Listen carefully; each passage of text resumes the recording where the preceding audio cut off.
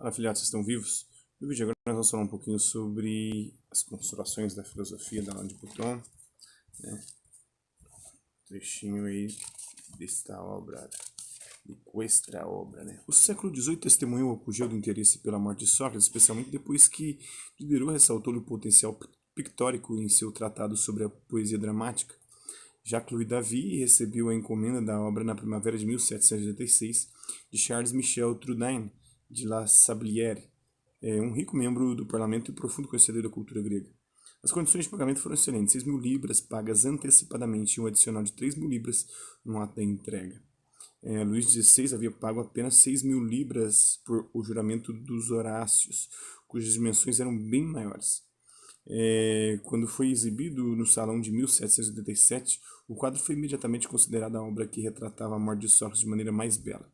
Sir Joshua Reynolds o considerava o mais refinado e admirável empreendimento artístico que surgiu desde a Capela Sistina e os Stanzi de Rafael.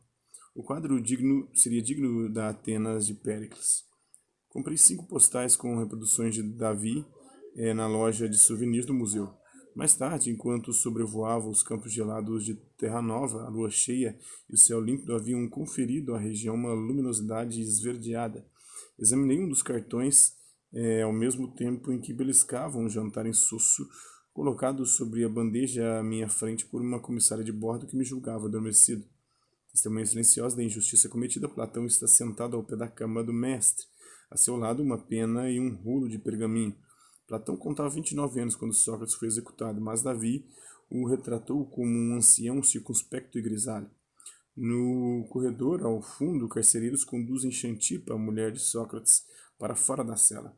7 amigos apresentam graus variados de consternação. Criton, seu companheiro mais chegado, está sentado a seu lado e contempla o mestre com devoção e preocupação. Mas o filósofo, cujos torso e bíceps são de um atleta, mantém-se ereto e altivo, sem que se perceba qualquer sinal de apreensão ou arrependimento. O fato de ter sido acusado de loucura por um grande número de atenienses não abalou suas convicções. Davi havia planejado pintar Sócrates no ato de beber o veneno, mas o poeta André Chenier sugeriu que o efeito dramático seria bem maior se ele fosse retratado no momento em que terminava um argumento filosófico e ao mesmo tempo recebia com tranquilidade a taça de cicuta que daria fim à sua vida, simbolizando dessa forma tanto um ato de obediência às leis de Atenas como um compromisso de fidelidade à sua missão. Estamos testemunhando os últimos momentos edificantes de um ser extraordinário. Se o cartão postal me deixou tão vivamente impressionado, talvez seja porque ele retrata um comportamento diametralmente oposto ao meu. Nas conversas, minha prioridade era despertar simpatia em detrimento da sinceridade.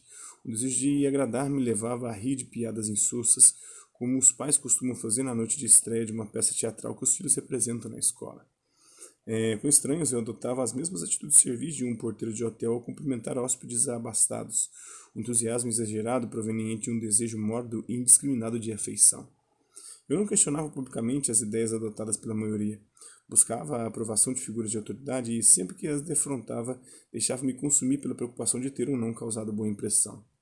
Ao passar pela alfândega ou emparelhar meu carro com uma viatura da polícia, alimentava o ansio confuso de receber algum sinal de aprovação daqueles homens uniformizados. Mas o filósofo não havia se curvado perante a impopularidade e a condenação do Estado. Não se retratou ou abriu mão de suas ideias por ter sido alvo de reclamações. Além do mais, sua confiança havia se originado de uma fonte mais profunda do que a impetuosidade ou bravura leonina. Ela havia sido fundada na filosofia. A filosofia havia fornecido a Sócrates convicções que lhe possibilitaram demonstrar uma confiança racional em contraposição à crença histérica, quando se defrontou com a desaprovação. Naquela noite, enquanto sobrevoava uma paisagem glacial, tamanha independência de espírito tornou-se uma revelação e um estímulo. Ela me acenou com a possibilidade de utilizar um contrapeso para uma tendência apática de me adequar às práticas e ideias socialmente consagradas. Na vida da morte de Sócrates havia um convite ao ceticismo inteligente. E, de modo mais abrangente, a matéria da qual o filósofo grego era o símbolo supremo parecia ser um convite a adotar uma prática ao mesmo tempo profunda e risível. Tornar-se sábio por intermédio da filosofia, apesar das vastas diferenças entre os muitos pensadores descritos como filósofos através dos tempos. Pessoas, na realidade, tão diferentes que, se comparecessem à mesma festa, não apenas não teriam nada a dizer umas às outras, como muito provavelmente chegarão às vias de fato depois de alguns drinks. parecia possível discernir um pequeno grupo de homens separados por séculos, compartilhando uma fidelidade imprecisa a uma visão da filosofia sugerida pela etimologia grega da palavra, filo, amor e sofia, sabedoria. Um grupo unido por um interesse comum em dizer algumas coisas práticas e reconfortantes sobre as origens de nossas maiores aflições. Decidi voltar minha atenção para esses homens. Em qualquer sociedade, todos os seus membros têm noções sobre o que devem acreditar e como devem se comportar a fim de evitar desconfiança e impopularidade. Algumas dessas convenções sociais estão formuladas de maneira explícita nas leis, outras estão escritas de um modo mais intuitivo em um vasto conjunto de critérios éticos e práticos, descritos como senso comum, que dita o que devemos vestir, que importância deve ser atribuída ao dinheiro, quem devemos estimar, que regras de etiqueta devemos seguir e como conduzir nossas vidas particulares.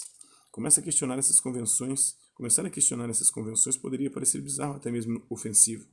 Se o senso comum está a salvo de questionamentos, é porque seus critérios são considerados claramente sensatos para que sejam alvo de um exame mais minucioso.